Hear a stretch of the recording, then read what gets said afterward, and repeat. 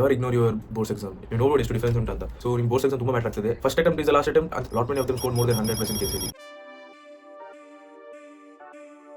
Hi Kcet Aspirants, I am Kcet, a first year engineering student in BMC Bangalore. So ಇವತ್ತು ನಾನು ನಿಮಗೆ ಒಂದು tips ಹೇಳಲು ಬಂದಿದ್ದೇನೆ. ಏನಂದರೆ never ignore your boards exam. ಯಾಕೆಂದರೆ next I think from 28 you have your boards exams and board exams plays a major role in your rank in your Kcet.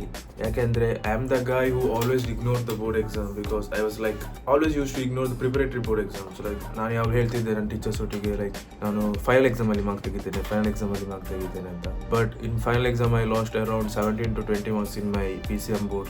ಅದು ನನ್ನ ರ್ಯಾಂಕ್ಗೆ ತುಂಬ ಎಫೆಕ್ಟ್ ಆಯಿತು. Like even I scored 127 in my Kcet exam. ನನ್ನ rank like it was drop to 4000 rank. ನಾನು ಅನ್ಕೊಂಡಿದ್ದೆ like I would get a rank around 4000 or 5000. But exams ತುಂಬ easy ಇದ್ದ ಕಾರಣ, ನನ್ನ ಬೋರ್ಡ್ಸ್ ತುಂಬ ಲೋ ಇದ್ದ ಕಾರಣ like I got near 7000 rank, 7700 rank. Like ನನ್ನೊಬ್ಬ ಫ್ರೆಂಡಿಗೆ ಬೋರ್ಡ್ಸಲ್ಲಿ he has good mark and in Kcet he has 132 something. But I scored 127 and I had low marks in board. But he got 3000 rank, I got 7000 rank. ನೀವು ನೋಡ್ಬೋದು ಎಷ್ಟು difference ಉಂಟಂತ. So ನಿಮ್ಮ boards exam ತುಂಬ matter ಆಗ್ತದೆ. Focus on your boards exam. 28 ಇಂದ ನಿಮ್ಮ boards exam ಇದೆ. ಚೆನ್ನಾಗಿ ಓದಿ, ಚೆನ್ನಾಗಿ ಮಾರ್ಕ್ ತೆಗೀರಿ. Even though you can think that 2 chance ಇದೆ boards exam, but only 2 exams will be considered.